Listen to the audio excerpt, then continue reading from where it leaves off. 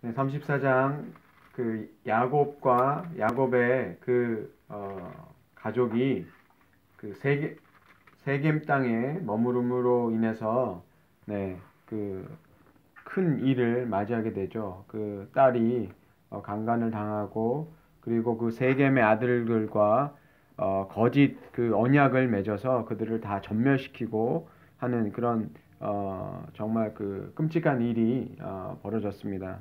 어떻게 해결해야 될지 알 수 없는 그런 문제 속에 다시 빠져들었고 야곱이 자기 입으로 말하기를 정말 자신과 자기의 가족 모두가 전멸될 수 있는 그런 더 큰 위기, 에서를 만나는 일보다 더 큰 위기를 만났다라고 얘기를 합니다. 사실은 하나님께서 야곱이 그 하란 외삼촌 집에 머무를 때 하나님께서 베델로 올라가라고 분명히 말씀하셨음에도 야곱이 그 말씀을 듣지 않고 세겜 땅에 머물러 있는 걸 봅니다. 야곱이 형을 만나러 그쵸 그 고향 땅으로 돌아오는 그때가 이 일이 일어나고 10년이 걸렸어요. 그러니까 야곱이 그 형을 만나러 온 이후에 베델을 다시 올라가야 되는데 10년 동안 지금 세겜 땅에 그 머물러 있었죠. 근데 이런 비슷한 일이 그 아브라함에게도 있었습니다. 언제냐면 아브라함이 그 이스마엘을 낳고 그죠? 86세에 이스마엘을 낳고 그 이후에 99세에 하나님께서 그 아들 이삭을 주겠다고 다시 나타나셨을 때 그때 할례를 명령하시잖아요. 그때가 언제냐면 99세입니다. 그러니까 13년 동안 그 아브라함에게 암흑기일 수도 영적인 암흑기이죠. 예. 그러나 아브라함에게 있어서는 반대로 어떤 겁니까? 아들을 이스마엘을 가진 그런 좋은 시기일 수 있지만 영적으로는 그런 암흑기에 그 13년이라는 긴 시간이 있었어요. 그런데 이 야곱에게도 비슷한 시간이 있어요. 형의 문제를 해결하고 그렇죠? 인생 숙제 하나 풀었다고 생각했는데 그리고 나서 세겜 땅에 그대로 눌러 앉아 있었던 거죠. 세겜 땅에서 그러면 야곱이 예? 그 제단을 안 쌓냐? 제단 쌓았어요. 하나님께 제단을 쌓고 거기서 예배를 했다고 나와 있습니다. 그렇지만 그것은 하나님이 정말 원하셨던 그 장소가 아니었어요. 하나님이 명령하신 그 장소가 아니었다는 것을 알 수 있어요. 참 재밌는 게 그 이스라엘을 통해서 지금 여기 34장에 보면 이게 할례의 문제이기는 한데 그것으로 인해서 피비린내 나는 그 전쟁이 아니라 그 사륙이 있었죠. 그런데 그 아브라함에게도 그런 그쵸 그 할례로 인해서 하나님께서 그것을 잘라내게 하시고 그런 일이 있단 말이에요. 그러니까 할례에 가진 의미가 보면 우리가 어떤 옛 사람, 옛 습관을 끊어버리게 되는 어떤 그런 의미를 담고 있다는 것을 좀 그런 그 메시지가 있는 것 같아요. 그래서 지금 이것도 어쨌든 34장에 그 할례를 통해서 사건이 벌어지고 다시 이제 야곱에게 인생의 전환기가 오는 거죠. 그래서 하나님께서 어떻게 하십니까?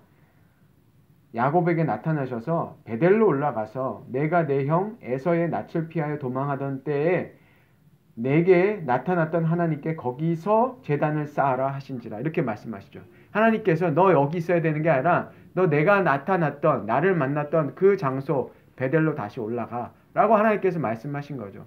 거의 10년 만에 하나님께서 야곱에게 찾아오신 거예요. 우리가 34장 35장 그 사이 그러니까 그 형을 만나고 그 장면이 사실은 요때까지의 그 10년의 갭이 있는 거예요. 10년 동안 야곱이 그 하란에서 그 베델로 올라가는 그 사이에 그렇게 머무적거리고 세겜 땅에 살기 좋은 땅에 그냥 머물러 있었다는 거예요. 세겜 땅이 베델이랑 얼마나 거리가 떨어졌냐면요. 약 한 48km가 떨어졌다는 거예요. 그러니까 50km가 안 넘은 거죠. 그러면 옆 동네 아니에요. 사실은 걸어간다고 해도 일주일 안에 걸어서 갈 수 있는 거리입니다. 그런데도 거기를 안 올라가고 있다는 거예요. 가까운데도 안 간다는 것은 그 순종을 뭐 했다는 게 보다 거기 가기 싫었다는 거죠. 거기 가는 거, 그죠? 뭐가 어려운 거였어. 근데 그렇게 하지 않았다는 겁니다. 그런데 우리에게 참 하나님께서 원하시는 게 그 순종하는 삶이라는 거를 우리가 여기서 알게 돼요. 우리가 사무엘상 15장 22절에 보면 사울 왕이 그 사무엘이 와서 제사장인 사무엘이 와서 전쟁을 앞두고 블레셋이 쳐들어왔을 때 그 제사를 드리고 그리고 하나님께 뜻을 묻고 이렇게 전쟁을 시작해야 되는데 사무엘이 늦지 않습니까? 늦게 옵니다. 원래 정해둔 시간에 좀 늦었어요. 그러니까 사람들이 떠나가기 시작했어요. 그러니까 어떻게 합니까? 자기가 제사장처럼 제사를 드린단 말이에요. 그 제사를 드리고 나니까 누가 옵니까? 사무엘이 옵니다. 그리고 나서 사무엘이 뭐라고 그러냐면 순종이 제사보다 낫다라는 우리에게 잘 알려진 그 말씀이 거기서 나오는데 이렇게 얘기합니다. 여호와께서 번제와 다른 제사를 그의 목소리를 청종하는 것을 좋아하신 것 같이 좋아하시겠나이까? 순종이 제사보다 낫고 듣는 것이 수장의 기름보다 나으니. 이 말이 뭐냐면 하나님의 그 말씀을 듣는 것이 제사를 바치는 것보다 더 중요하다는 거예요. 우리가 드리는 우리의 현대 버전으로 얘기하면 우리가 예배 드리는 것보다 하나님께 순종하지 않는 게 그게 더 문제라는 거예요. 그러니까 예배 안 드린 것보다 순종 안 하는 게 더 큰 심각한 문제라는 거죠. 그러니까 예배 드림보다 순종이 더 중요하다는 얘기예요.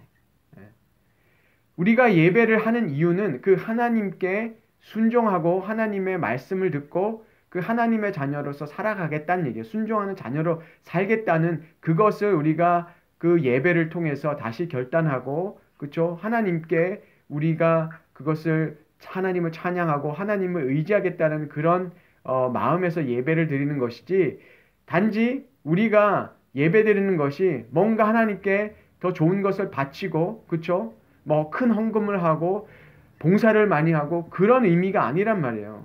우리가 그런 걸 할지라도 하나님의 뜻을 거역한다면 그것이 더 나쁜 거라고 얘기했어요. 그래서 그 사무엘상 15장 그 다음 절 23절에는 아주 우리가 정신이 깨는 말을 하는데 뭐라고 얘기를 하냐면 거역하는 것은 점치는 죄와 같고 완고한 것은 우상에게 절하는 것과 절하는 죄와 같음이라.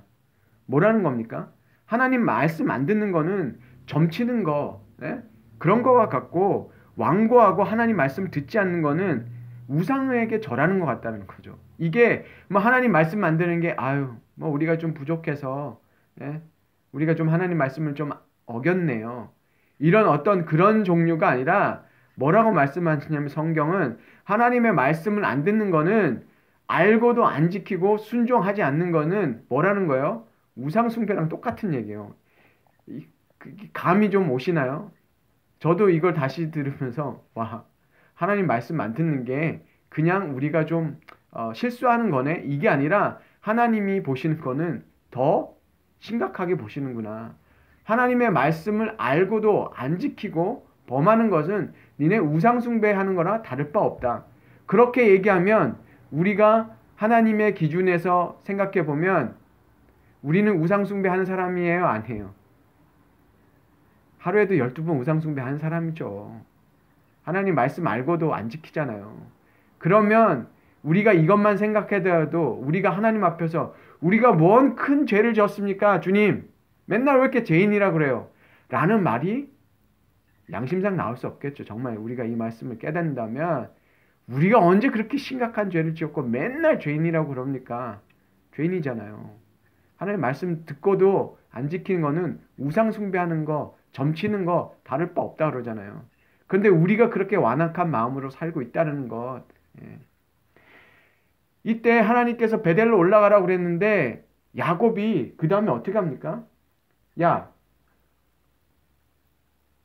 자기 집안 사람들과 그쵸? 자기 함께한 그 종들에게 뭐라고 얘기하냐면 너희 중에 있는 이방 신상 버리고 정결케 하고 너의 옷도 갈아입어. 이렇게 얘기하거든요. 하나님이 이거 명하신 거 아니에요. 너 우상 버리고 뭐 깨끗하게 하고 그런 거 다 버리고 와. 이렇게가 아니라 야곱이 여기서 뭔가 깨달았다는 거예요. 그렇죠? 하나님이 명하시지 않는 건데 깨달아서 했어요. 예. 자기에게 이방 신상이 있다는 거 알았죠. 안 올라가고 있는 거, 예? 못 올라가고 있는 이유가 있었다는 거죠. 두 마음이 있었다는 거예요. 이방 신상 왜 가지고 있습니까? 복 받아야 되니까. 그 땅에 복을 주고, 예? 축복을 주는 그 이방 신상을 가지고 있었다는 거예요. 심지어 라헬이 가지고 왔잖아요. 드라빔이라는 그 조상신 그거를 훔쳐가지고 왔잖아요. 자기 아버지 집에서 나올 때, 예? 아들만 소용없는 게 아니라 딸들도 소용없어요. 예? 자기네 조상신상 그거 복 받겠다고 아버지 거 훔쳐서 나오잖아요. 예, 아들이나 딸이나 다 소용없어요. 예, 그 신상을 가지고 왔단 말이에요. 우상 받으려고. 그랬는데 그 이방 신상도 그 묻어버리고 그 귀걸이도 빼라고 나와 있죠. 3절에. 이 귀걸이가 뭘 하냐면 그 당시 사람들이 귀걸이에다가 뭐 했냐면 우상의 신상을 박아놨어요. 그리고 귀에다 달고 있었단 말이에요. 그거는 내 우상을 어떻게 하겠다는 겁니까? 순종하겠다는 거예요. 그러니까 그 당시에 이렇게 귀를 뚫는 풍습이 있는데, 그쵸? 이스라엘 풍습에는 뭐가 있습니까? 종이 자기가 이제 놔줘도 되는데, 난 이 주인하고 그냥 살래. 그러면 어떻게 합니까? 그 문에다가 대고 귀를 뚫어버린단 말이에요. 그러니까 그런 풍습이 있었는데, 이스라엘에도 이 귀걸이를 한다는 거는 그 우상의 그 말을 듣고 살겠다는 뜻으로 달고 있었다는 거예요. 그러니까 이게 무슨 데코레이션이 아니라 이 종교적인 의미로 담고 있었다는 거예요. 그러니까 그걸 다 빼고 그걸 묻어버리는 거죠. 그러니까 야곱이 이번엔 깨달은 거예요.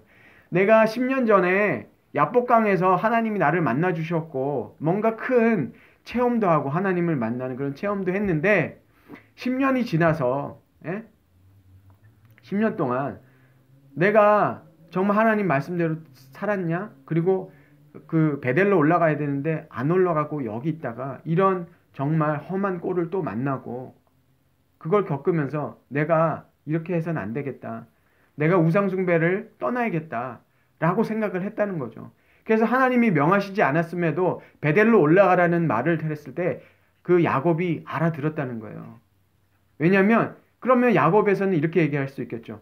하나님 50km 바뀌면 뭐 그냥 퉁 칩시다. 제가 여기서도 제단 쌓고 여기서도 예배 드리니까 뭐 50km 밖에서 주님 제단을 쌓나 여기서 쌓나 이미 쌓아서 하나님께 드렸으면 됐지. 뭘 또 하나님 그거 가지고 이렇게 째째하게 그러십니까? 그게 아니라 이 야곱의 마음에 알았다는 거죠. 본인은 알았어요. 이 사건을 겪고 나서 내가 아직도 하나님을 신뢰하지 않고 있구나.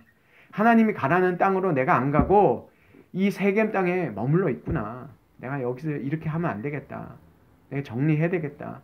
라는 생각을 해서 그 꿈치고 있었던 자기 아내들이 뭐 가지고 있는지 귀에 뭐 걸고 있는지 다 알고 있었다는 거예요. 그게 뭘 뜻하는 거고 뭘 누구를 숭배하고 있고 다 알았다는 거예요. 그래서 그거 다 빼고 야 여기서 다 묻고 가자.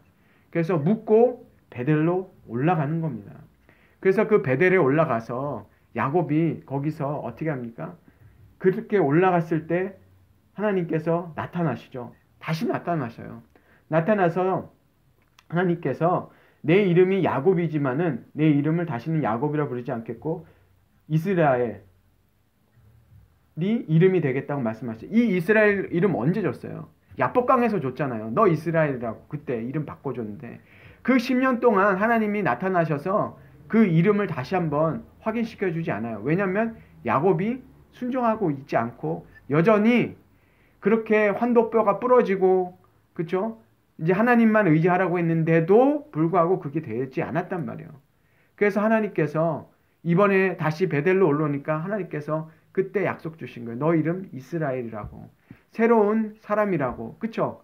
우상 파묻고 다시 야곱이 정말 깨달아서 이제 올라오니까 하나님께서 그에게 그 이름을 바꿔주시고 뭐라고 그러시냐면 전능하신 하나님이라 생육하며 번성하라. 그렇죠? 하나님이 전능하신 하나님이고 그리고 너에게서 왕들이 나올 것이고 그리고 아브람과 이삭에게 준 땅을 내게 주고 내가 내 후손으로 그 땅을 주리라. 이게 뭐예요? 장자권이잖아요. 그렇게 형한테 훔쳐내고 싶었던 장자권 자기 힘으로 받아냈습니까? 아니에요. 결국 받아내는 것, 주시는 건 하나님이었고, 하나님이 그것을 주시고 확증시켜 주시는 것은 야곱에게 문제가 있는 거예요. 자기가 시차가 늦어가지고 조금 뒤에 태어나서 그게 운도 아니고, 예? 사람의 순서대로 그게 빨리 못 나와서 못 받은 것도 아니고, 하나님이 원하셨던 것은 야곱이 정말 이스라엘이 되는 것, 하나님을 만나는 그런 사람이 됐을 때 하나님의 약속이 성취되었다는 것을 우리가 여기서 볼 수 있어요. 그렇죠? 하나님이 주신 거잖아요. 하나님이 주시고 하나님이 복을 주시고 생육하고 번성하라. 이거 창세기 처음에 주셨던 그 약속이잖아요. 그 약속이 정말 이 아담 때 주셨던, 인간에게 주셨던 그 약속, 그것도 하나님께서 다시 확인해 주시고, 아브라함에게 주셨던 약속, 이삭에게 주셨던 그런 모든 그 인간에게 주셨던 모든 그 큰 약속들이 다시 한번 야곱에게 주시는 거죠. 바로 하나님이 원하셨던 게 야곱에게 이 모습이라는 거예요. 하나님만 의지하고, 그쵸? 야곱이 그 이스라엘이 되는, 하나님을 대면하는 자, 하나님을 만난 자, 하나님을 의지하는 자, 하나님 앞에 겸손해진 자라고 그 사람이 되었을 때 하나님께서는 하나님의 약속을 그 야곱을 통해서 이루어 가시겠다라고 우리에게 말씀해 주시는 거죠. 우리에게 아브라함의 그 13년이 있었고, 그렇죠? 야곱에게도 이 10년이라는 공백기가 있었어요. 우리가 봤을 때는 거기 올라오기 전까지 그런 시간이 있었습니다. 근데 주님은 우리에게 베델로 올라가라고 하셨는데, 그 베델이 참, 야곱이 뭐라고 얘기했냐면, 그때 환난의 날에 하나님께서 나를 만나 주시고 나와 함께 해주셨던 그때라고 얘기하고 있거든요. 그렇죠? 우리가 정말 어려웠을 때 만나는 그 하나님, 그때 언제였어요? 우리에게 그런 시간들이 있잖아요. 정말 환난 날, 내가 누구도 의지할 수 없고 형제도 자매도 의지할 수 없고 정말 나밖에 없다라고 생각했던 그때 만나주시고 하나님을 만났던 그때가 사실은 우리에게 베델이잖아요. 그게 장소일 수도 있고, 그것이 시간일 수도 있고, 어떤 공간일 수도 있고, 아니면 하나님이 준 어떤 계획일 수도 있고, 어떤 사명, 그런 것이 우리에게 베델이 아마 우리에게는 다 있을 거라고 생각합니다. 우리가 만약에 그 베델에 그 감동이라든지 그런 결심이라든지 우리가 그것을 잃어버렸다면, 우리가 정말 이 말씀 우리가 묵상하면서 내가 그 베델의 그 장소, 아니면 그때 그 계획, 그 마음 회복하는, 그래서 우리가 하나님께서 우리에게 하시고자 하는 그 약속이 우리에게 이루어질 수 있는, 그것은 바로 우리가 하나님을 전적으로 의지하고 그분을 바라볼 때 그 계획들이 우리 삶 속에, 그것이 하나님이 정말 주신 거라면 반드시 하나님께서 그것을 이루어 주신다는 것, 우리가 믿는 그런 복된 시간 되시기를 축원합니다.